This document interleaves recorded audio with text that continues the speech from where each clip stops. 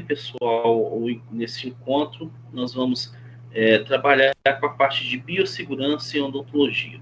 Mas antes de trabalhar com a biossegurança e odontologia, antes da gente iniciar nossa aula aí propriamente dito, né, eu gostaria de ver com vocês aí se ficou alguma questão, né, relacionada aí à aula passada, né, aos exercícios que nós fizemos, a tudo aquilo que nós conversamos. Então, se ficou aí alguma coisa aí relacionada, né, alguma dúvida aí relacionada, eu peço a vocês agora que, por favor, vou abrir, né, abram o microfone aí, e aí eu deixo aí um momento para vocês de torno aí de 30 segundos para ver se alguém se manifesta aí para tirar qualquer dúvida, né?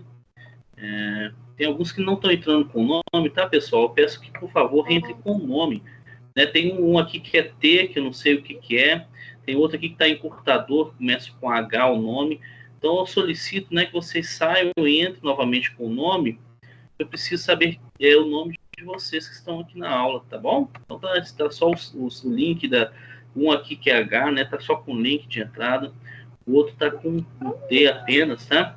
Então, por favor, aí vocês adequem aí, tá? Pois não. Boa noite. Boa noite. Semana passada você deu um exercício, mas só que eu não participei porque eu tive que ir pro hospital. Aí eu tenho que te mandar um atestado, alguma coisa.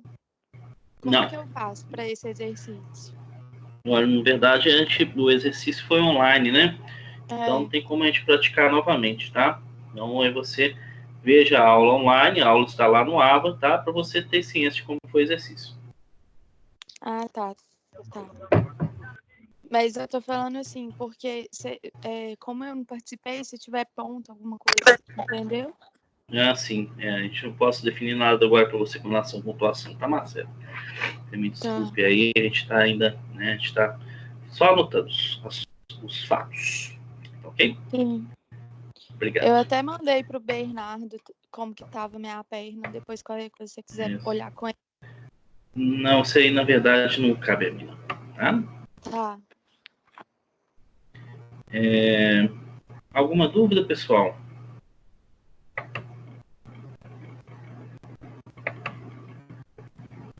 Ok, parece que não, né?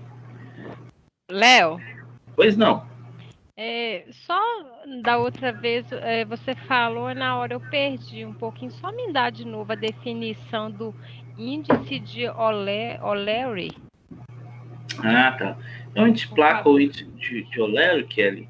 É um índice que ele é utilizado para medir a porcentagem de biofilme presente na superfície dental dos pacientes, tá? Então, é um índice que a gente toma aí para a gente ver a porcentagem de placa ou de biofilme dental aderido à superfície dos dentes. Ele é muito importante aí para a gente ver como que o paciente ele faz o controle de placa, né? Se ele está realmente motivado a controlar a doença dele, e se não tiver, né, cabe a nós aí motivá-lo a melhorar o controle de placa, né? Então, através desse índice, né, quando a gente cora lá, a gente vê qual que está a situação do paciente com relação ao controle dele de placa, tá bom? Deu para entender? Ok, deu sim, obrigada. Nada, beleza. Mais alguma dúvida, pessoal? Ok, deixa eu só vocês se adequarem, né? O H, por favor, que está lá, H é encurtador, tá? Eu peço, por favor, que se adeque, eu preciso do seu nome, tá? Por favor, adeque aí para mim, alguém que comece com H, tá? Adeque o seu nome não está aparecendo para mim, por favor. Então, ok, vamos que vamos lá começar, então, com a nossa parte aí a nossa parte de biossegurança, né? Segurança. Obviamente que o ideal seria que a aula fosse um pouco mais interativa, mas como é uma aula relativamente longa, né? A interatividade nós vamos deixar para o próximo encontro. Entretanto, eu deixei bem claro para vocês que vocês podem e devem parar a qualquer momento a aula para tirar qualquer dúvida, tá joia? Que é uma dúvida de um, pode ser a dúvida de outro também, tá ok? Então aí deixa aberto aí vocês, né? para que possam abrir o áudio no momento que for parar a aula e me perguntar. Joia? Então, olha só, pessoal, a biossegurança ela é realmente de fundamental importância para a odontologia, porque a biossegurança, né, na verdade, nós dentistas lidamos diretamente aí, né, com a questão de biossegurança com relação ao paciente, né? Nós dentistas estamos muito próximos ao paciente, então nós estamos aí muito mais relacionados com a questão de risco de risco biológico, risco físico, risco mecânico com o paciente que as demais profissões. É uma profissão que a gente escolheu, né? E dentro da profissão que a gente escolhe sempre tem os prós e os contras, mas eu já te falo de antemão que não é tão ruim assim, né? A gente tem esses quesitos de essas questões de risco em odontologia, porque hoje em dia nós temos a biossegurança, né? O que nos auxilia aí a entender esses riscos e lá, como vocês vão ver no conceito, a gente prevenir ou eliminar os riscos relacionados, né, à segurança nossa do trabalho. Então, biossegurança, pessoal, é um conceito muito recente, é um conceito muito novo para a área de saúde, tendo em vista que ela começou a se desenvolver na década de 70, né? Só no final da década de 80, aqui no Brasil, teve a primeira lei sobre biossegurança. Então, eu posso falar para vocês aí, né, o seu professor tem por volta de 24 anos de formado. Então, na minha época, né, a gente não entendia muito bem biossegurança, a gente não trabalhava assim com a biossegurança. Eu posso falar para vocês aí com toda certeza que eu já atendi pacientes sem luva, né? Alguns procedimentos que a gente fazia dentro lá da faculdade eram procedimentos que a gente não usava luva, ou muitas vezes a gente usava a luva, lavava a luva, jogava talco nela, né, para a gente usar, esterilizar e usar em outro paciente. Então, eram questões, né, que a gente não tinha conhecimento realmente sobre a biossegurança, sobre questão de vacinação, né, de controle de infecção cruzada. Isso era muito, muito incipiente na nossa época aí. E aí sim, depois, né, da década de 90, teve um boom aí de crescimento de conhecimento em biossegurança, que aí favoreceu para a gente o desenvolvimento dos conceitos e a aplicabilidade disso no nosso dia a dia. Então, hoje, com certeza, eu falo para vocês que é impossível nós trabalharmos, sem nós trabalharmos, sem ter um conceito e sem ter a aplicabilidade da biossegurança no consultório odontológico, tá? Então, nesse primeiro momento da aula, né, nós vamos ter 2 momentos hoje. Nesse primeiro momento da aula aí, nós vamos falar sobre o conceito de biossegurança, né, um breve histórico aí da biossegurança. Vamos falar sobre algumas nomenclaturas que são importantes que vocês conheçam, tá, que são muito utilizadas em biossegurança. Depois a gente vai falar sobre as medidas de precaução relacionadas à biossegurança, né, e o uso aí de EPIs, ok? Nesse primeiro momento da aula. Então, vamos lá, tentar entender o que é biossegurança.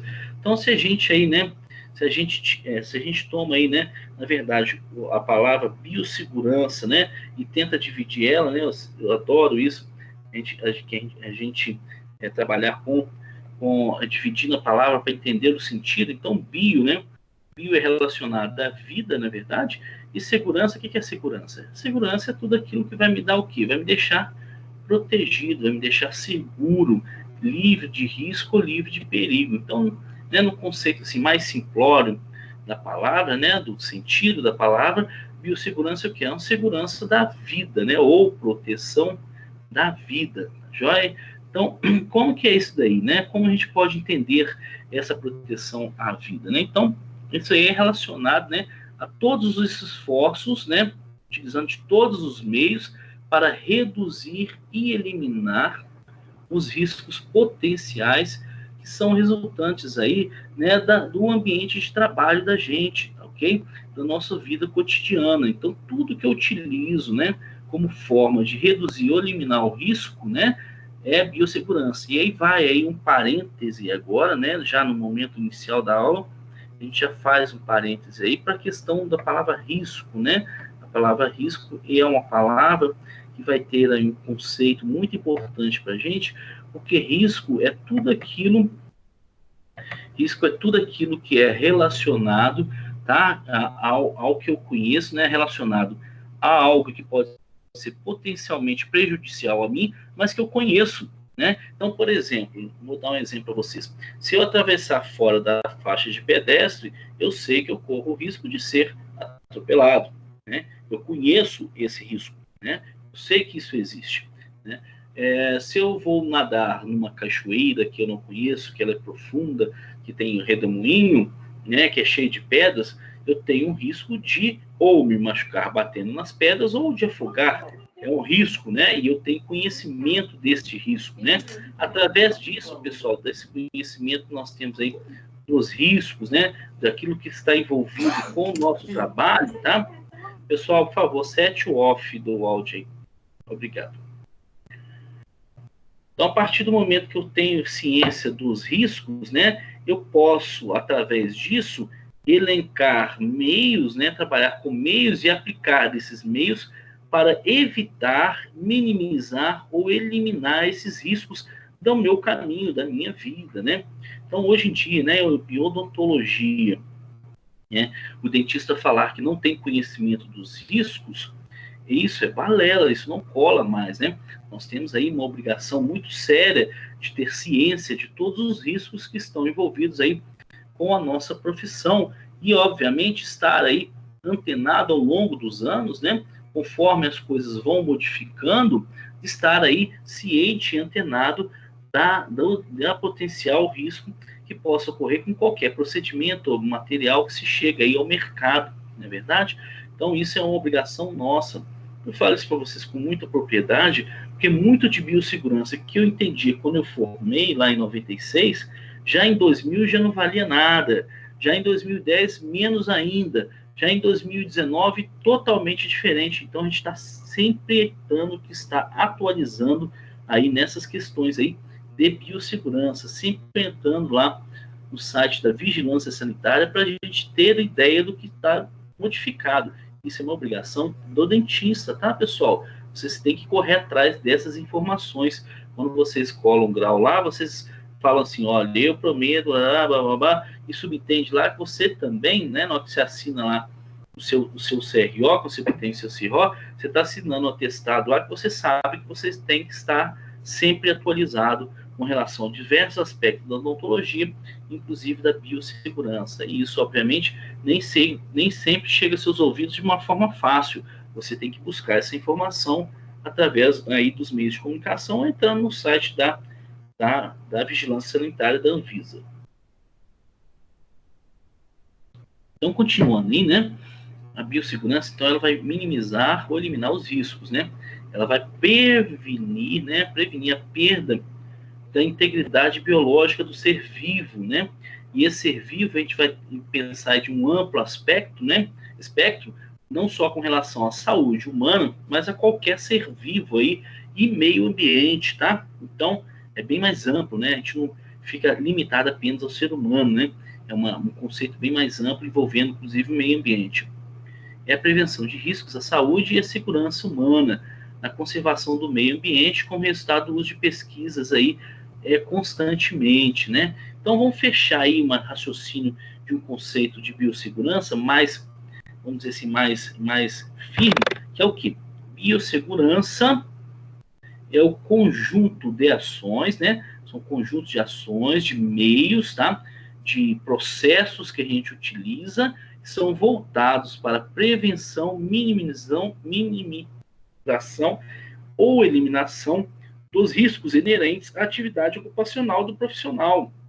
Então, tudo aquilo que está relacionado com a minha profissão, que tem riscos, seja ele quais for, que a gente vai falar um pouquinho mais para frente, quais são os riscos envolvidos aí com a odontologia, tudo isso, né?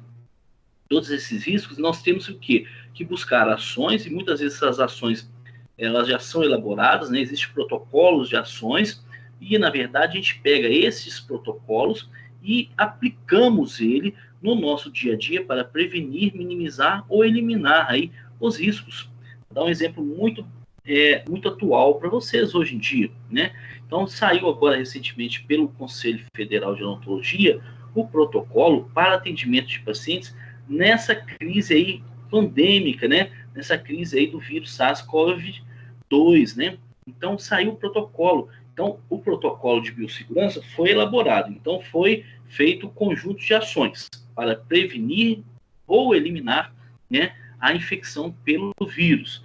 Qual que é a função nossa agora? Nós, como os dentistas, temos ideia dessas ações, temos ideia do risco, né? O risco é o quê? Eu me contaminar e eu contaminar outras pessoas da minha equipe ou outros pacientes. Então, eu tenho ideia do risco, né, que existe, e eu vou tomar atitudes, né, ações que já foram desenvolvidas, vou aplicá-las, né, dentro do meu consultório para que eu possa prevenir ou minimizar ou eliminar aí estes riscos, tá? Então, na maioria dos casos que vocês vão ver de risco em odontologia, os protocolos já são bem estabelecidos. O que cabe ao dentista é aplicá-los no dia a dia para evitar esses riscos. Muito simples. Nós temos que ter o conhecimento e devemos aplicar as ações, tá? Da forma que nos é passado aí pelos meios governamentais.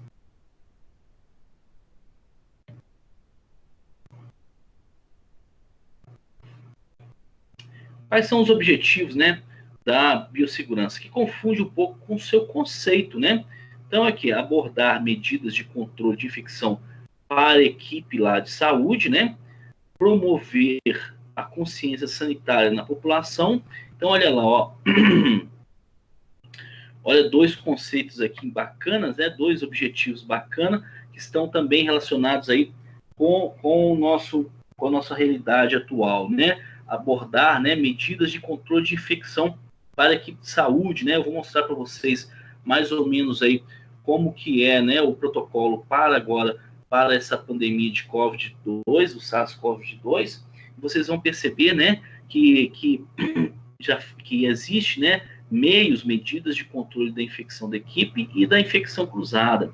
Mas também a gente tem, olha lá, ó, promoção sanitária da comunidade onde se atua, né? Então, promoção da comunidade, né? Então, quer dizer, hoje se fala aí, né, na prevenção da transmissão, o que que é? Né? Isolamento social, lavar bem as mãos, né? Não usar roupa contaminada, né, suja de rua em casa, né, eliminar, tirar essa roupa, lavar tão logo chega em casa, não entrar com sapatos dentro de casa, usar máscara, né, evitar de tocar as coisas, não tocar nos olhos. Então, uma série de fatores aí de uma promoção, né, de biossegurança na comunidade, né, então não voltado aí tanto para o indivíduo quanto para a comunidade, né? É a preservação do meio ambiente na manipulação e descarte dos resíduos tóxicos e infectantes. Então, nós dentistas, perdão, trabalhamos com resíduos que são químicos, que podem alterar o meio ambiente, que são tóxicos, que podem alterar o meio ambiente, que são infectantes, que podem alterar o meio ambiente. Então, quer dizer, nós temos também ciência dentro da ideia de biossegurança de como descartar esses resíduos. Vamos ver mais para frente também, que é outra obrigação do colega dentista, né, de dar destinação aos resíduos que são gerados durante o tratamento do paciente.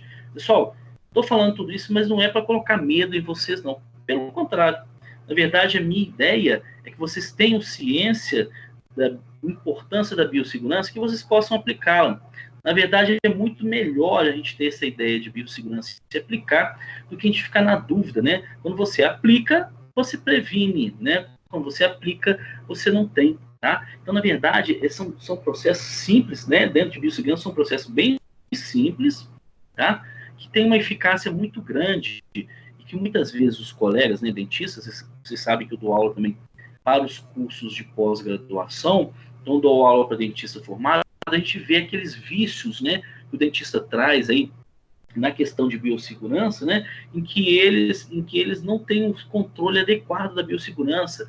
E é chato, né, a gente como profissional, somos colegas, a chegar assim, ô fulano de tal, né, vamos atuar com biossegurança nesse aspecto aqui, papapá. Então eu quero evitar esses vícios em vocês, para que vocês não levem isso para pós-formado, né, que vocês tenham a mente, né, pré-definida e trabalhada para a biossegurança. E não é difícil de aplicar, pelo contrário, é bem simples. E também, olha só, tem como objetivo uma redução geral de risco à saúde, tanto do profissional, quanto da equipe de trabalho, quanto do paciente e também nos acidentes ocupacionais. Bom, então acho que é aplicável aí a biossegurança, pessoal. A biossegurança ela é aplicável aí em diversos setores da sociedade, né? Mas principalmente o foco principal aí é nas áreas de saúde, né? Nas áreas que envolvem saúde, mas não só, né? De uma forma geral, a biossegurança é aplicável em qualquer ambiente, né? A gente está vendo aqui várias situações da área de saúde, hospital, laboratório, universidade, unidade básica de saúde, né? UBS, indústrias, hemocentro, né? Mas também ela é aplicável em outros setores também, por exemplo, imagina só lá na construção civil, né? Você tem aquele rapaz que sobe lá no andaime para poder, sei lá, colocar um revestimento externo num prédio, tá lá no 30º andar e tal, pelo lado de fora, né? Então ele vai atuar aqui, a biossegurança, né? Vai ter um protocolo, né? Para atuar minimizando, ou melhor dizendo, eliminando o risco que esse profissional possa ter na sua segurança, né? Evitando que lesões, evitando que ele tenha, que ele possa ter, né? Ele possa ser submetido a um acidente de trabalho. Então, qual que seria? Por exemplo, você vai usar cinto de segurança, você vai usar capacete, você vai usar óculos de proteção, vai usar luvas, vai ficar amarrado, tal, só vai movimentar para lá ou para cá, não pode para frente, não pode para trás. Então, uma série de protocolos que são ações, na verdade, que são montadas para que aquele profissional possa aplicar aquilo como forma aí de biossegurança. Então, não só na área de saúde, mas de uma forma geral aí, tá? Para diversas áreas, inclusive dentro da questão de meio ambiente, tá? Mas, tendo isso em vista, pessoal, como eu falei no começo aí da aula, né? Para nós, a biossegurança, ela é fundamental aí para a gente de odontologia, pelo fato é que nós lidamos aí diretamente com fluidos corpóreos do paciente e de uma forma muito íntima. Como assim muito íntima? A gente fica muito perto do paciente, tá? Então a gente aí trabalha com risco e com infecção cruzada de uma maneira muito constante, né? A todo momento, tá? Diferentemente aí de outras áreas, o médico, etc. Então a gente trabalha com biossegurança a todo momento, né? Esses trabalhos que mostram aí, né? Que dentro de um consultório, aquele aerosol que sai da boca durante o tratamento do paciente pode atingir 3, 4 metros aí de distância do centro da boca do paciente. Então, basicamente, todo o consultório ele é contaminado por fluidos orais, tá? Então, para a odontologia, a biossegurança, ela é fundamental, tá? Ela é fundamental o conhecimento e a aplicação dos métodos de biossegurança para a odontologia. Ok? Não só por isso, né? Olha só, existe a questão, né? Não só de infecção cruzada, mas na verdade a gente trabalha com diversos pérfuros importantes, né? Que podem lesionar o paciente, então risco físico, né? A gente trabalha com risco físico para nós também, instrumental que quebra, que pode atingir o olho ou a face, ou a gente pode se cortar durante uma cirurgia, ou podemos ter LER, né? Problemas de coluna, por esforço repetitivo, né? Então seria o que? Um risco ergonômico, né? Exposição à radiação ionizante por meio do raio-x. Então, né, na verdade, várias partes da biossegurança estão envolvidas aí com a odontologia, né? O histórico da biossegurança, eu comentei com vocês rapidamente aí, anteriormente, a gente vai falar agora, só relembrar o que a gente falou. Então, na verdade, iniciou lá com os descobrimentos da engenharia genética, né, do uso da transfecção de DNA do ser humano para bactérias. Então, isso tudo gerou aí uma certa discussão sobre ética e biossegurança, né, lá no início da década de 70, e é isso aí culminou, né, que no Brasil lá foi criada a primeira lei em 1989, né, e logo em seguida, em 92, ó, o professor estava no meio da faculdade dele, só em 92, aí, que saiu a Convenção sobre Biossegurança e a Diversidade Biológica, né? Então, aí são conceitos aí que, na verdade, não são, né, tão antigos assim, ok?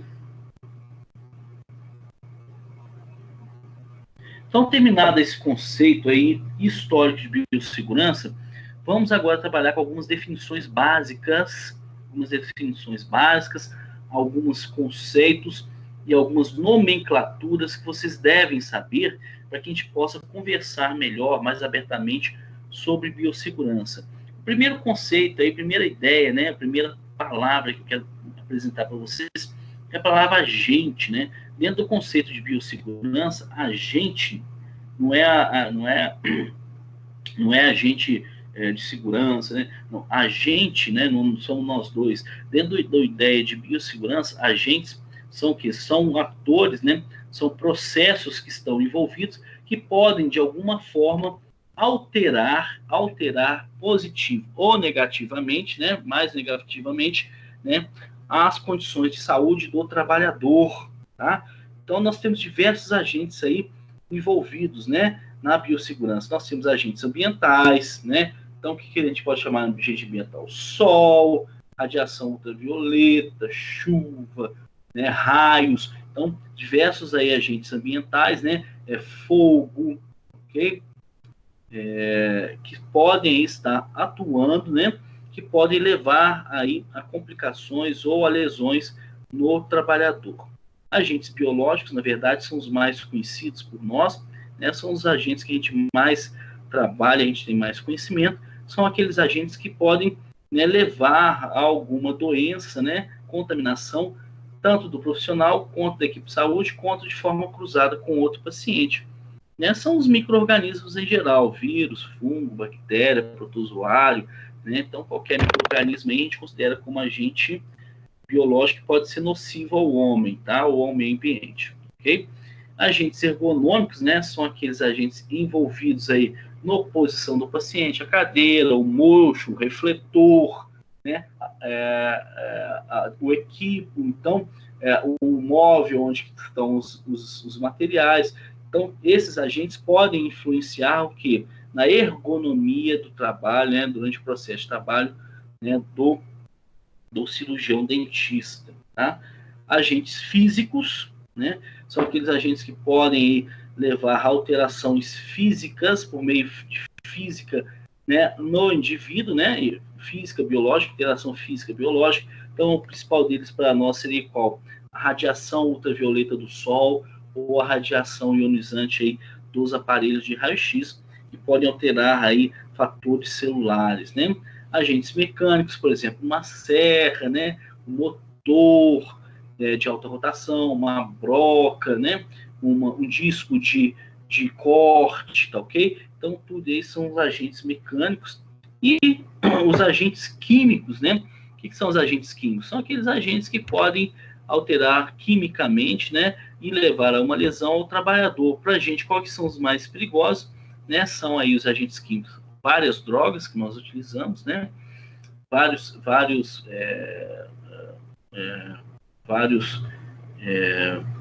substratos, várias substâncias que nós usamos em odontologia. O mercúrio do amálgama, se bem que o mercúrio aí, né, a gente já sabe que está em desuso, né? Raramente a gente vê mercúrio. E o fixador do raio-x, que contém uma quantidade de prata muito grande. São os principais aí, agentes químicos da odontologia, tá? Então, outro tipo aí de conceito, né? Outro tipo aí de palavras que eu quero que vocês guardem são as palavras que a gente dá o nome de artigo, né? Artigo. Então, artigo não é artigo de revista, não é artigo de científico. Artigo, na questão de biossegurança, são dispositivos, né? São que aparelhos, são fomentos que são utilizados, são instrumentais que são utilizados durante, no nosso caso, durante o tratamento odontológico, né? Então, nós temos aí na odontologia diversos tipos de artigos, né? Artigos que a gente chama de artigos críticos, artigos semicríticos, não críticos e artigos descartáveis, né? Artigo crítico, pessoal, dentro desse conceito aí de biossegurança, é todo instrumental, é todo equipamento que seja pérfuro cortante e que possa penetrar nos tecidos, levando ao contato com fluidos internos do paciente, sangue, linfa, né? Então, qualquer instrumental, qualquer artigo, né, qualquer dispositivo odontológico que possa ser perfluorocortante, ele é um artigo crítico. Isso é de fundamental importância, que nós vamos qualificar aí os artigos, né, crítico, semicrítico, né, principalmente aqueles artigos que devem ir para autoclave, que devem ser esterilizados, porque eles entram em contato aí direto com o sangue, né, a possibilidade de contato direto com o sangue do paciente, ok? Então, esse é o artigo crítico. Se vocês forem pensar, pessoal, né, de uma forma bem simples aí e ampla, vocês vão ver, né, se vocês abrirem a mala de vocês aí, vocês vão ver que a grande maioria dos instrumentais de odontologia, a grande maioria dos instrumentais de odontologia, eles são críticos, são artigos críticos, né, porque eles são perfluorocortantes, né, e obviamente, por esse fato, todos devem ser autoclavados, ok? Então, é muito importante a gente ter esse conceito aí de artigo crítico, né? O artigo semicrítico é aquele artigo que vai entrar em contato com as mucosas do paciente, a mucosa íntegra, né? Ele não é um perfluorocortante, mas ele entra em contato aí com a mucosa do paciente, quer dizer, dentro da boca do paciente, né? Muitos desses artigos também deverão ser esterilizados ou desinfectados, né? Artigo não crítico é aquele artigo que entra em contato apenas com a pele do paciente, né? A gente pode colocar como exemplo aí, né? O campo, o jacaré, né? Que prende o campo, ok? São artigos não críticos, tá? E os artigos descartáveis são todos aqueles artigos que são dispensados, quer dizer, que são eliminados após o seu uso, são de uso único, não são reutilizados, tá? Vários artigos em odontologia são descartáveis. A gente usa apenas uma vez e joga fora, tá? Por exemplo, sugador, a agulha de anestesia, a agulha de soro, a seringa de soro, uma agulha de sutura, o tubete de vidro, tá? O tubete anestésico. Qual outro aí que nós podemos ter? Diversos aí, né? Diversos aí, equipamentos em odontologia, né? De artigos em odontologia que são descartáveis, são de uso único, né? Obviamente, nem tudo porque seria impossível a gente trabalhar se tudo fosse descartável, ok? Mas boa parte dos artigos odontológicos são descartáveis, né? Lâmina de bisturi, então, por aí vai. Então, aí, feito essas considerações, né, sobre o que é artigo, né? Artigo é dispositivo, né? E agente é o agente, né? O ator lá, o que pode ser capaz de induzir, né? Um risco, algum tipo de risco, né? Então, vamos falar aí de uma forma aí bem sucinta para vocês também sobre a parte de descontaminação, né? Obviamente vocês já tiveram isso aí em outra disciplina, em microbiologia. Então, nós vamos só relembrar aí a questão de descontaminação, limpeza, infecção e esterilização, que também é fundamental para o processo de biossegurança no consultório aí odontológico, tá? Então, descontaminação é uma palavra geral, tá? Uma palavra bem genérica, que vai englobar esses três: limpeza, infecção e esterilização, com cada qual tendo um tipo de ação ou conjunto de ação. De uma forma geral, descontaminação é o processo de eliminação total, mato tudo, ou parcial, da carga microbiana nos artigos, tá? Ou superfícies, quer dizer, nos instrumentais, ou superfícies de trabalho. Então, tornando eles aptos para o manuseio seguro com o paciente. Então, descontaminação é um processo para descontaminar, eliminar total ou parcialmente os micro-organismos nos instrumentais e superfícies de trabalho. Né? Essa eliminação total ou parcial vai depender aí do processo que você vai utilizar, né? Obviamente, limpeza e desinfecção são o quê? Procedimentos parciais de descontaminação. Esterilização é uma eliminação, um procedimento total de descontaminação, tá? Ok. Alguns exemplos aí, né, de limpeza. Por exemplo, você limpar a cuspideira, você limpar o refletor, você limpar o equipe, limpar o encosto da cadeira, limpar o braço da cadeira. Isso é limpeza, né? A gente remove a sujidade com sabão e água e depois a gente pode fazer uma desinfecção, né? Uma descontaminação. Então, desinfecção é o quê? né? A limpeza é remoção de sujidade, mas ao mesmo tempo elimina alguns micro-organismos, né? De forma parcial. E a desinfecção, ela vai eliminar parcialmente, mas cerca de 90% a 98% de todos os micro-organismos presentes, tá? Então, a desinfecção, ela tem um potencial de eliminação de micro-organismos muito grande, mas não é total, né?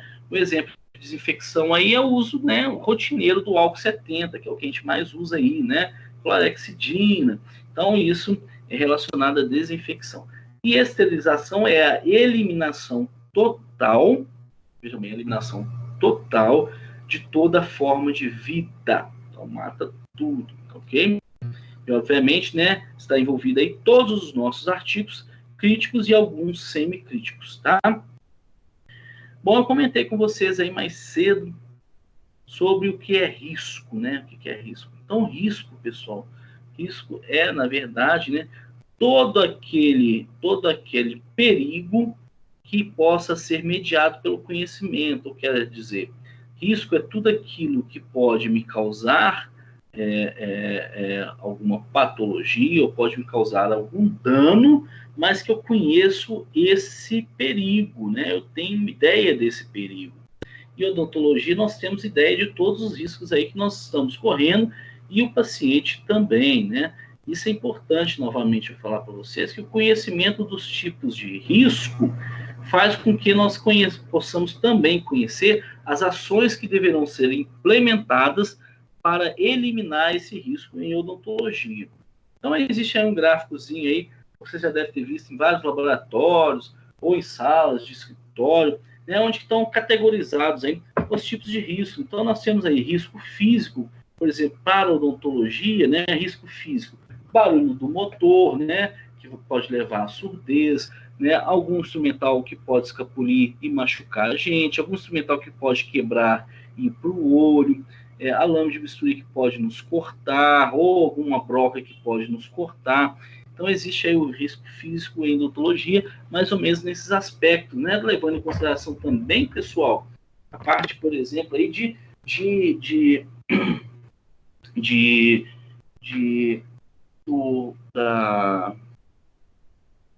das radiações, né? Das radiações ionizantes, tá? Risco químico, aí nós temos aí diversas também em odontologia, comentamos, né? Principalmente medicamentos, né? Envolvidos em medicamentos, a questão do amálgama, do fixador de radiografia, os biológicos, né, que são os micro-organismos. Então, nós ficamos aí, ó, principalmente com os riscos biológicos, químicos e ergonômicos, né? São os três principais para a odontologia, né? Ergonômico, principalmente associado à postura inadequada de trabalho, tá bom? A gente vai ver com muita proeminência aí mais para frente sobre ergonomia, tá? E riscos acidentais aí, né? Riscos acidentais relacionados a diversos fatores, tá? Existem diversos níveis de risco, tá? Na verdade, 4 níveis, classes de risco, são muito mais voltados para a questão biológica, né? De risco biológico, de que outros riscos, tá ok? Então, a gente vai falar mais aí, que é o que interessa mesmo para a gente, são os riscos, níveis de riscos biológicos, são 4, né? É o nível 1, né? O nível 1, vou passar aqui para vocês. É o nível 1, o risco 1, que está relacionado com baixo risco individual, quer dizer, tem baixo risco para o profissional e coletivo, né? A coletividade. O risco 2, né? Que é um risco moderado para o profissional e um risco coletivo limitado também, ok? Risco coletivo limitado. O risco 3 é um risco elevado para o trabalhador e risco coletivo baixo, tá? E o risco 4, né? Que é um risco aí que é grave, sério risco aí, tanto para o profissional quanto para a coletividade, né? Então, a gente pensando nessas questões de risco 1, 2, 3 e 4, o dentista só trabalha com risco 1 e risco 2, tá bom? Isso de forma aí, né? Obviamente, a gente pensando aí de forma ambulatorial, nós só trabalhamos com risco 1 e risco 2. São riscos que a gente conhece, que são potencialmente baixo ou moderado, mas que a gente tem uma grande capacidade de controlá-lo dentro do ambiente de consultório odontológico, né? Já outros tipos de risco, por exemplo, risco 3, por exemplo, a tuberculose, nós não atendemos paciente tuberculoso, né? Porque é um risco muito grande da gente se infectar, da gente contaminar e contaminar também a população. Então, a gente não trabalha nem com risco 3, nem com risco 4, tá? Isso aqui é para questão médica. Nós trabalhamos com risco 1 e risco 2. Aí, por exemplo, um exemplo do vírus da hepatite B, vírus da hepatite C, o HIV, que é, né, o vírus da imunodeficiência adquirida. Então, a gente trabalha aí com risco 1 e risco 2, tá? Risco 1 e risco 2. E esses riscos são mensurados aí de acordo, pessoal, tendo em vista aí alguns aspectos relativos ao micro-organismo, por exemplo. Se o micro-organismo ele é muito patogênico, quer dizer, se ele tem uma capacidade muito grande de causar doença, quer dizer, se ele atinge muitas pessoas, causa muita doença. Se ele é muito virulento, quer dizer, se essa doença é uma doença mais grave ou menos grave, se ele é muito virulento, é uma doença que afeta mais, se ele é menos virulento, é uma doença que afeta menos. A transmissibilidade, quer dizer, se ele é capaz de ser transmitido de forma fácil entre as pessoas. As medidas profiláticas, quer dizer, se eu consigo controlar profilaticamente esse micro-organismo. Tratamento eficaz, se existe tratamento para isso, e se é endêmico. Novamente, aí nós vamos pegar o exemplo aí do vírus SARS-CoV-2, né? Em que a gente está aí, ó, como é que a gente poderia classificar esse vírus aqui, né? Nível 1, 2, 3 ou 4. Na verdade, né, a princípio, está muito recente para a gente classificar ele. Tem poucos dados a respeito desse vírus. Tanto é que o tipo de precaução, de biossegurança que está sendo feita é uma biossegurança, né, ao extremo, para se evitar realmente qualquer risco, né? Porque a gente não tem ideia aí dos estudos, não temos ideia ainda de como esse vírus ele atua, né? Se ele é muito patogênico, quer dizer, se ele é capaz de causar muita doença, então tem alguns lugares que o parâmetro é alto, né? Parâmetro de 10% da população, 15%, outros parâmetros é 0,2%, então ainda está aí, né, muito em discussão se esse vírus é patogênico mesmo ou não. Se ele é virulento, quer dizer, se ele, aí a gente pega as taxas aí de mortalidade, principalmente, ou das internações por CTI, né? Então, a gente também não tem ideia da virulência ainda do vírus. Uma coisa que a gente sabe, né, a princípio, é que a transmissibilidade dele é alta, elevadíssima, tanto é que em 3 meses atingiu o mundo inteiro, né? Então, a transmissibilidade do vírus é extremamente alta, né? Não existe ainda medidas profiláticas eficazes, a gente sabe que não existe, tá? Existem algumas medidas profiláticas, mas a gente não tem certeza se todas elas são eficazes, né? Não existe tratamento, nós sabemos que ele é endêmico, né? Então, aí, duas coisas a gente sabe, né, com certeza, e as outras ainda não sabe, né? Então, tem que esperar mais tempo para classificar esse vírus no risco 1, 2 ou 3, né? Ou risco 3, né? Risco 4, aparentemente, não tem muita relação, não.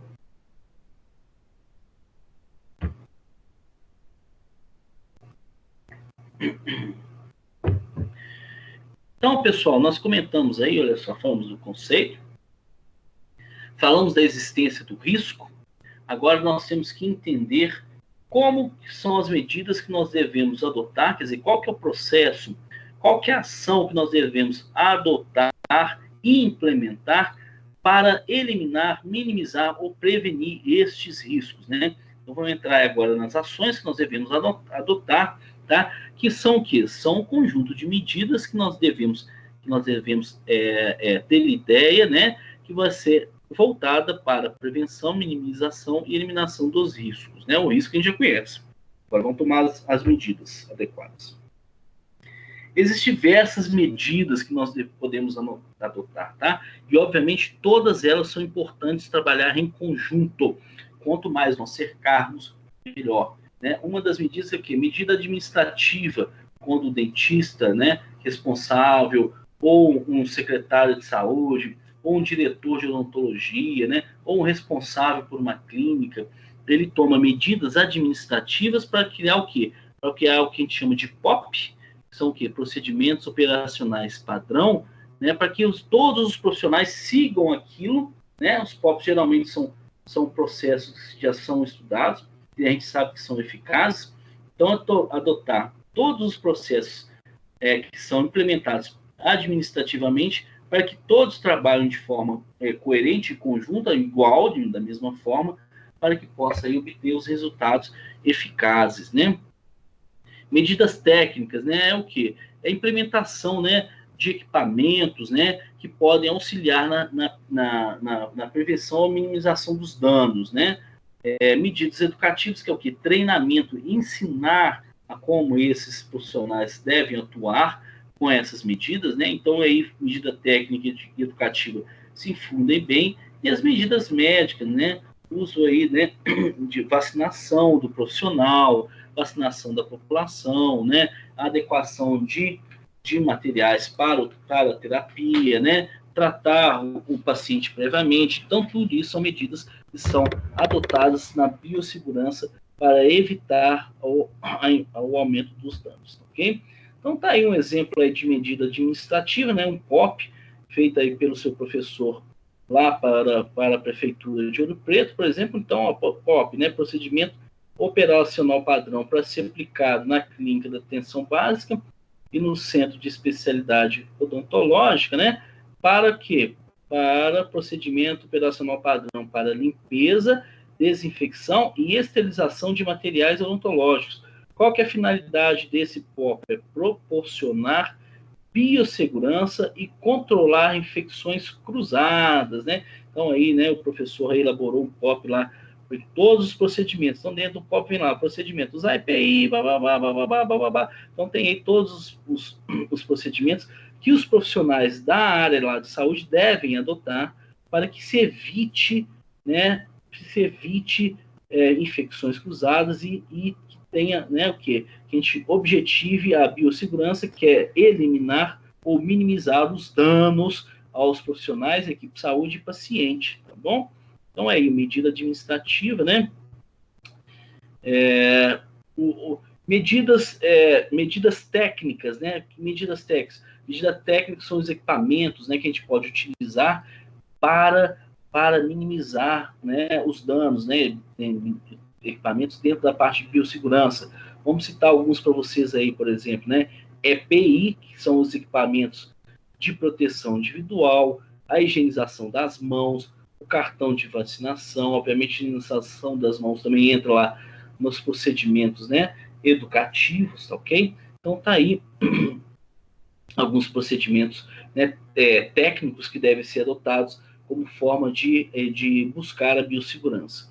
Nós vamos falar agora, né, dos EPIs, depois a gente fala da higienização, recordando a higienização de mãos, nós já conversamos sobre ela, e também do cartão de vacinação, e aí nós damos aí um intervalinho para vocês descansarem, tá? Então, o que é o EPI, pessoal? EPI, equipamento de proteção individual, né? Como que é ele em odontologia, né? Então, o equipamento de proteção individual é todo dispositivo ou produto, né, ou equipamento, tá, de uso individual do profissional, né, do trabalhador, quer dizer, de uso único dele, que é destinado à sua proteção contra vários riscos capazes de ameaçar a sua segurança e a sua saúde, ok? Então, é aí a ideia do equipamento de proteção individual, o que é prevenção, verdade? Prevenção, a eliminação de risco. E quais são os EPIs, né? Quais são os equipamentos que o dentista deve usar? Você já deve estar careca de saber, mas vamos lá rever, né? Então, olha aí, gorro, né? De cima para baixo, gorro, óculos, máscara, jaleco, luva e sapato fechado. Gorro, óculos, máscara, jaleco, luva e sapato fechado. Não vou entrar no mérito aqui da questão do vírus atual, né? Daqui a pouco eu só comento com vocês. Também, né, aí está relacionado o tipo de luva, tipo de gorro, tipo de jaleco, né, de uma forma geral para tratamento eletivo e para o cirúrgico, né, é esse mesmo quesito, só que estéreo, ok? Estéreo. Então, vamos falar lá das luvas, né? Nós temos aí 3 tipos de luvas, né, para a prática odontológica, 3 tipos de luvas que nós devemos levar em consideração. Nós temos aquela luva que a gente chama de luva de procedimentos, são procedimentos normais, corriqueiros, que não envolvam cirurgia. São luvas que não são estéreis, tá? Aquela luva que vem na caixa, né? Que tem PP, E, P, M, G, GG, em diversos tamanhos aí, né? Que nós utilizamos aí para os procedimentos corriqueiros, né? Odontológicos, tá? Obviamente, isso para quê? Uma barreira para a nossa pele e uma barreira que a gente possa transmitir, né? Micro-organismos da nossa mão para a boca do paciente. Então, é uma luva comum Nós temos a luva cirúrgica, né? Que é vendida aos pares, né? E essa aqui é a ambidestra, essa usa para as duas mãos. A luva cirúrgica, ela tem direita e esquerda e tamanhos específicos, 6, 6,5, 7, 7,5, 8, 8,5. Então, aí depende do tamanho da mão. São luvas que são estéreis, né? Elas vêm esterilizadas.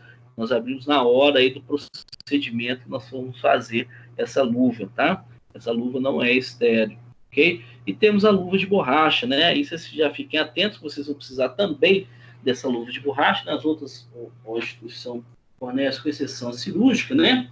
Mas a luva de borracha também, vocês aí precisarão dela para trabalhar em biossegurança na questão de limpeza, tá? De lavagem dos seus instrumentais. Que é aquela luva mais grossa de limpeza mesmo, é a luva de borracha. Nós temos o gorro, né? O gorro descartável, o gorro de pano, tá? Que vai servir, obviamente, né? Tanto para proteção quanto para evitar, né? Que aspectos do cabelo possam influenciar no tratamento, né? Então aí nós temos o gorro, né? Descartável, mas todos eles devem cobrir totalmente o cabelo, tá? O cabelo deve estar totalmente encoberto pelo gorro e parte da orelha, preferencialmente a orelha ou parte da orelha também deverá ser encoberta pelo gorro, né? O gorro aí, ele sendo descartável, obviamente você usa, você joga fora, não precisa ser de paciente para paciente, né? Pode usar aí, vai depender se ele vai estar com sujidade ou vai estar umedecido, né? Aí, mesma coisa, vai para o pano, o gorro de pano, tá, ok? Se tiver sujidade, se estiver umedecido, tem que ser trocado, ok? Obviamente, você não pode usar eternamente aí o gorro descartável. O gorro para usar uma vez na manhã, outra tarde, uma vez ao dia no máximo, né? Vai depender aí do seu ritmo de trabalho. Depois descarta ele, no outro dia, um novo gorro, ok? Para os procedimentos seletivos, gorro não estéreo. Para os procedimentos cirúrgicos, pode-se usar o gorro estéreo aí, né? Geralmente vem nos kits do gorro estéreo, ok? A máscara cirúrgica, né? A gente dá o nome de máscara cirúrgica, é uma máscara que ela vai ter duas ou três camadas, preferencialmente a máscara tripla de 3 camadas, tá? Existe aí, a gente tem visto aí, às vezes quando eu dou umas voltinhas de carro para esparecer, a gente vê as pessoas na rua aí andando com máscara, aquela máscara fina, né? Uma máscara só de uma camada, né? A gente é inadmissível o uso daquela máscara, né? A máscara de dupla ou tripla para segurar bem a nuvem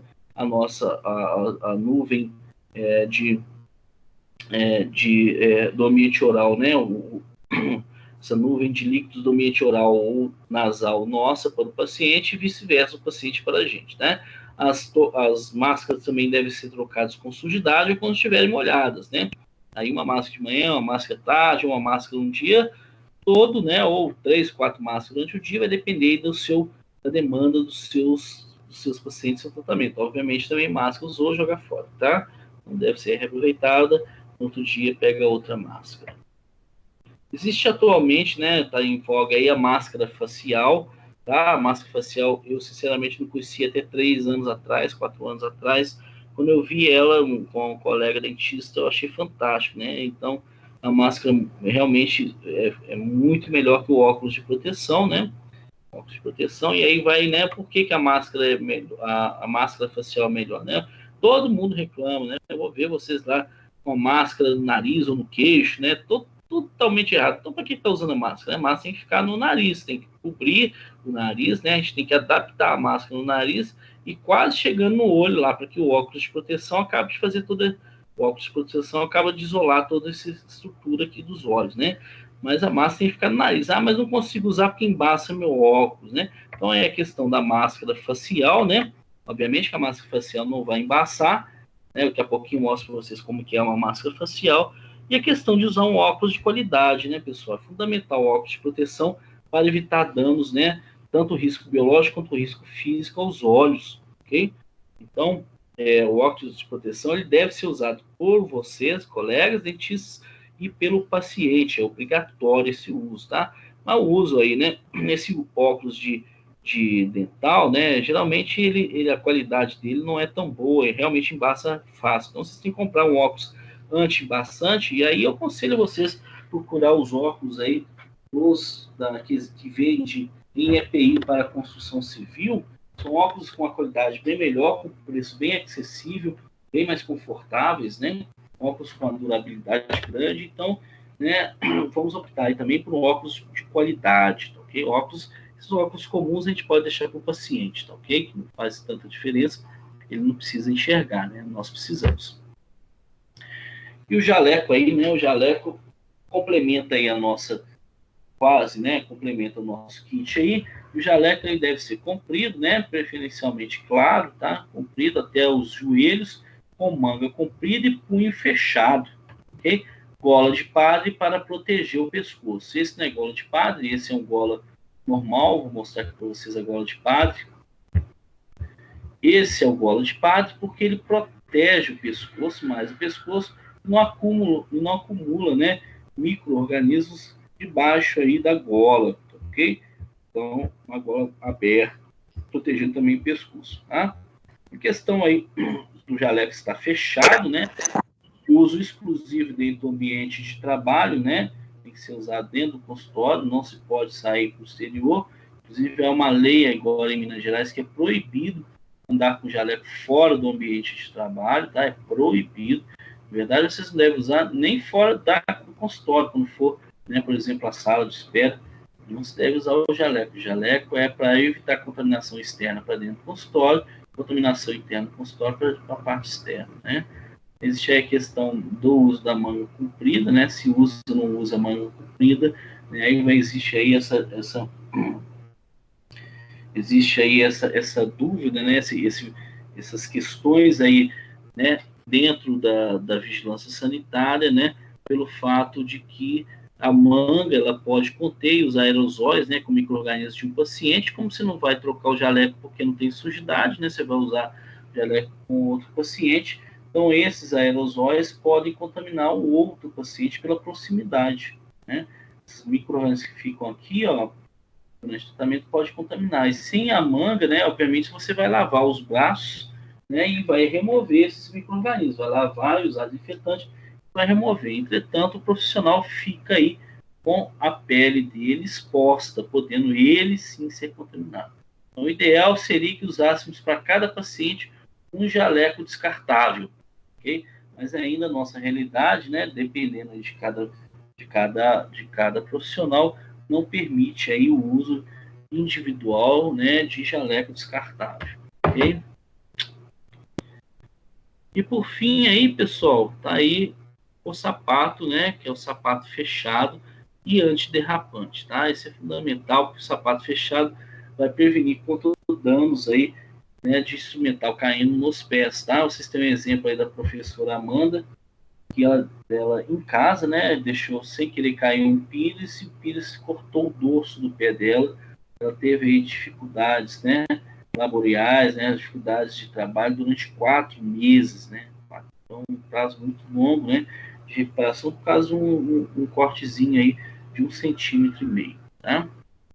Então, a importância do sapato fechado, isso vai ser exigido de vocês também, né? Não queiram burlar os professores para exigir o sapato fechado, ok?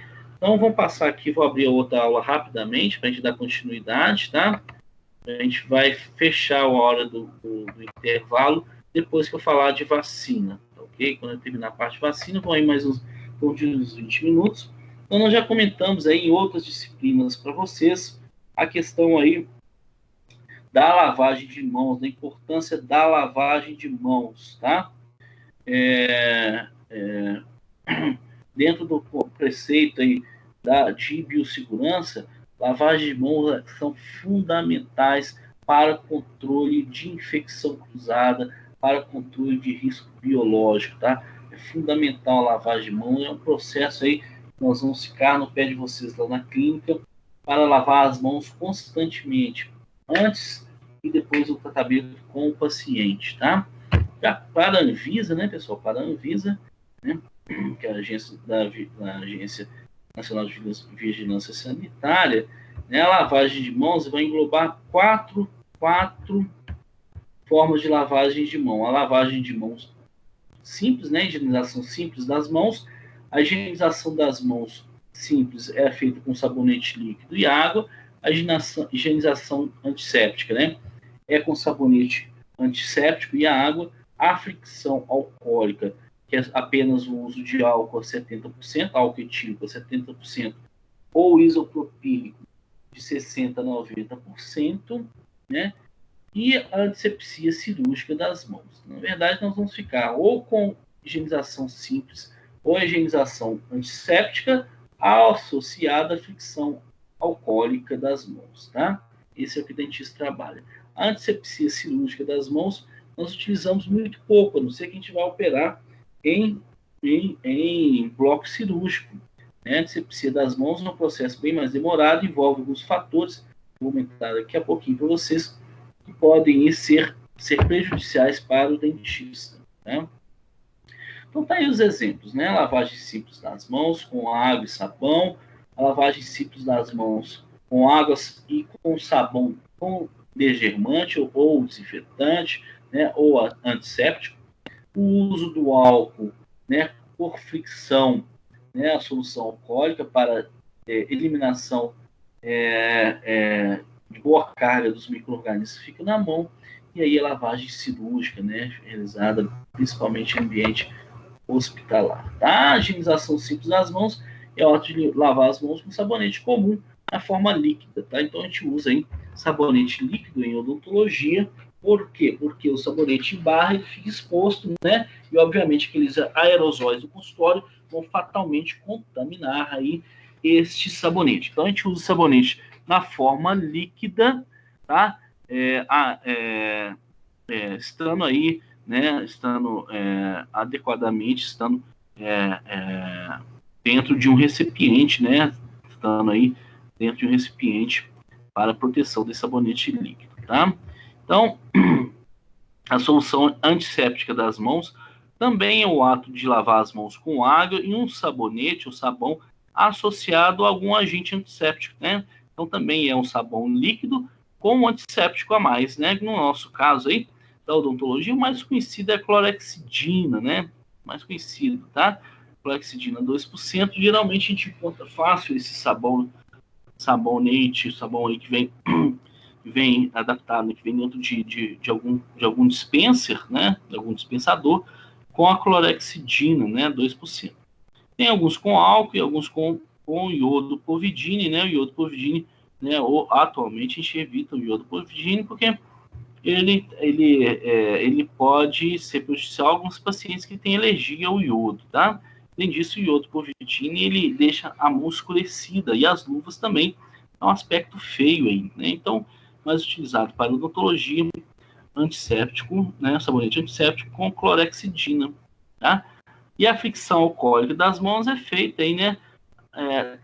Também da mesma forma que o sabonete antisséptico, né? Da mesma forma que o sabonete antisséptico, para diminuir a carga microbiana das mãos. E ela é feita, né?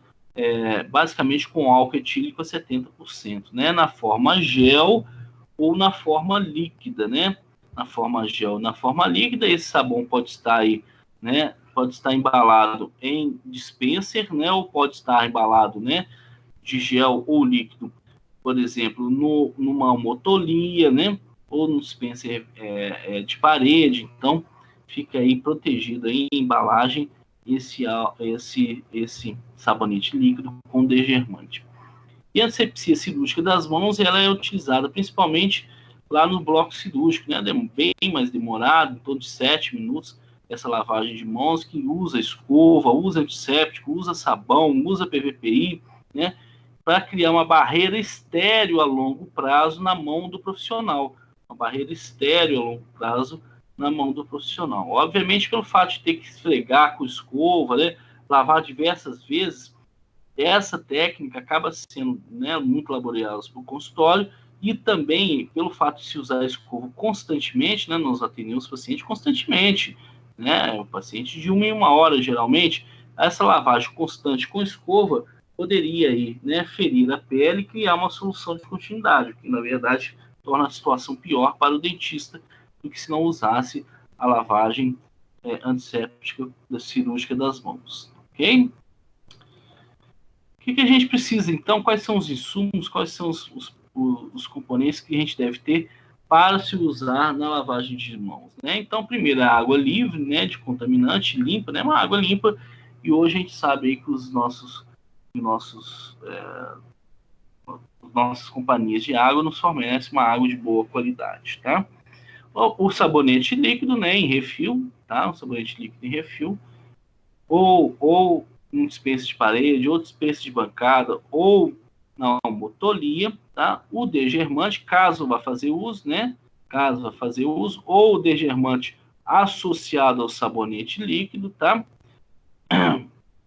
Então pode ter a clorexidina associada ao sabonete líquido e uso depois do álcool gel, 70%, e uma toalha de papel descartável de boa qualidade, que faça uma boa secagem das mãos, né? Esse papel toalha também deve estar armazenado no dispensador de parede. A gente evita aí, né? Alguns profissionais colocam lá, né? Não tem dispensa de parede, coloca só o papel toalha na bancada, né? E obviamente ele também vai contaminar pelo mesmo aspecto que eu falei do sabão em barra, ok? Além disso, olha só, tem que ser papel toalha, né, pessoal? Descartáveis, tá? Descartável em lixo comum. Não é para usar toalha, aquela toalha de rosto, né? Aquelas toalhinhas, elas são altamente infectantes, tá? Altamente infectadas dentro do consultório odontológico, que não pode usar, não. Ela tem que ser toalha de papel mesmo, ok? Então tá aí, né, diversos insumos, né, para utilização na lavagem de mãos. Temos aí, ó, o dispenser para sabão líquido ou para o álcool, né? Eu gosto muito dele para o álcool, para o sabão líquido, né? Aí a motolia para a clorexidina, para o povidine, né? O dispenser de bancada para o álcool 70, o etanol 70 em gel, né? Ou não gel, ok? O dispenser da toalha de papel, pedal aí de acionamento de água ou, na verdade, aí, né, uma torneira com uma forma de pescoço de pato para promover, né, a abertura da água pelo cotovelo. Então, algumas indicações específicas, né, para lavagem de mãos, vamos passar isso mais rapidamente, tá? Então, a lavagem de mãos aí com sabonete líquido, ela é principalmente para remoção de sujidade, tá? Para remover sujidade, tá ok? Ou após o uso ao banheiro, ou a presença de algum fluido corporal nas mãos, tá? Então, ela deve ser feita para remoção de sujidade, remoção de suor, né? É a lavagem líquida, com sabonete líquido e água, tá? Ela também mata micro-organismos, mas a principal função aí é a remoção de sujidade, tá, ok? A remoção de sujidade.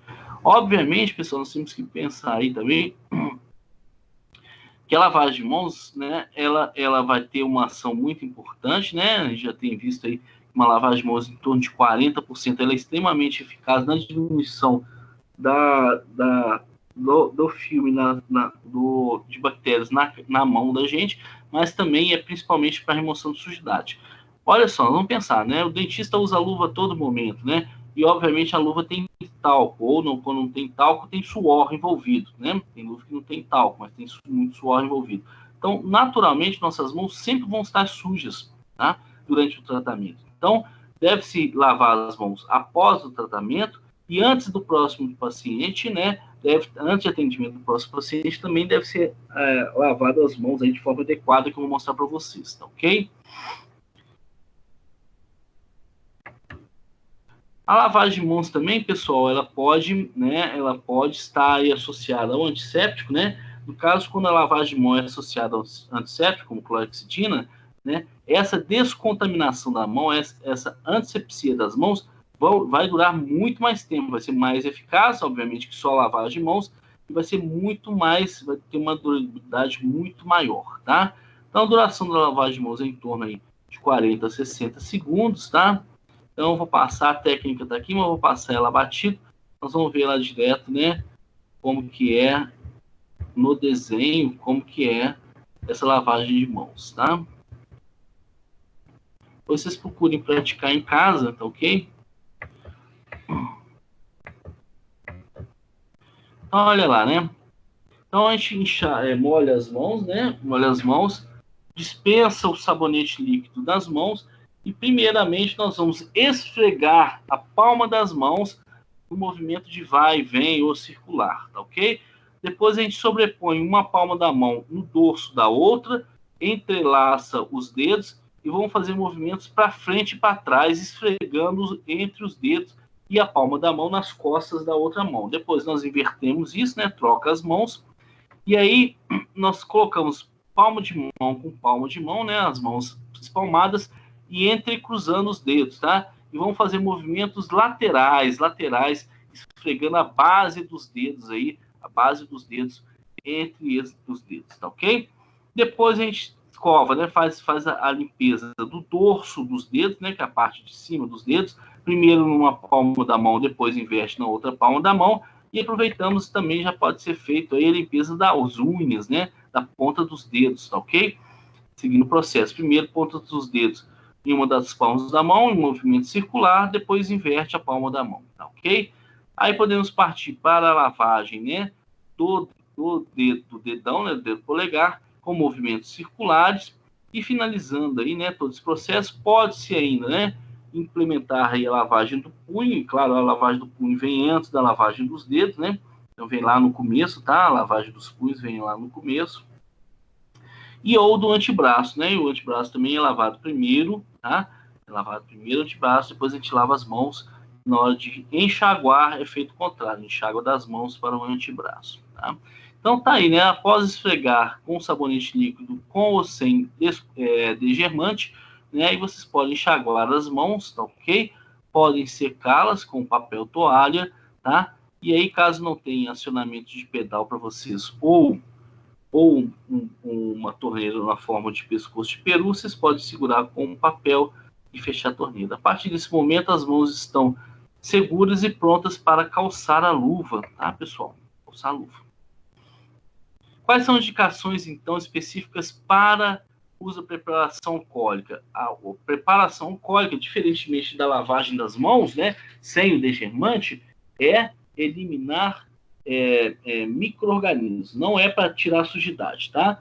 A higienização alcoólica ou a utilização do álcool por esfregar-se nas mãos, a função dela é de matar micro-organismos, tá? Matar o máximo possível de micro-organismos que estão nas mãos, ok? Né? Então, aí tá as indicações dela, né? Para a mão que não está suja, né? Se a mão estiver suja, tem que lavar primeiro, tá ok? E aí, né? Na forma gel ou na forma líquida, né? Utilizado durante em torno de 20 a 30 segundos, tá? Essa fricção vai ser em torno de 20 a 30 segundos. Joia? O processo, a técnica é a mesma que a lavagem de mãos, excetuando pelo fato que a solução alcoólica, a gente não vai molhar as mãos antes, não vamos enxaguar depois, mas o processo é o mesmo, tá? A gente vai esfregando como se estivesse lavando a mão, tá? Enquanto isso, o álcool vai evaporando. Então, todos os processos de esfregação das mãos como da lavagem, entretanto, a gente não usa água, nem sabão, e nem secamos, e nem enxaguamos, e nem secamos depois da desinfecção, da antisepsia com álcool 70. Né? Então, aí, as mãos limpas estão preparadas para calçar as luvas, tá? E, obviamente, depois de calçar as luvas, a gente vai, né, usar mais um pouco de álcool 70 para as luvas, tá, ok? Então, o degermante nós comentamos aí anteriormente, né? O degermante, a função é também eliminar microbiota, tá? Microbiota das mãos, ok? Tá aí um quadrinho mostrando a eficiência do álcool 70, né? O álcool 70 ele tem ação rápida, né? 20, 30 segundos, o álcool 70 vai aí desnaturar proteínas da bactéria e vai romper a membrana celular dos micro-organismos, ok? Então, então, o álcool é muito eficiente. A clorexidina, né, ela também é eficiente, né, ela não tem ação tão rápida inicialmente, mas ela tem ação a longo prazo, né, ela tem substanciabilidade, então ela dura bem mais aí como forma de desinfecção das mãos, tá, ok?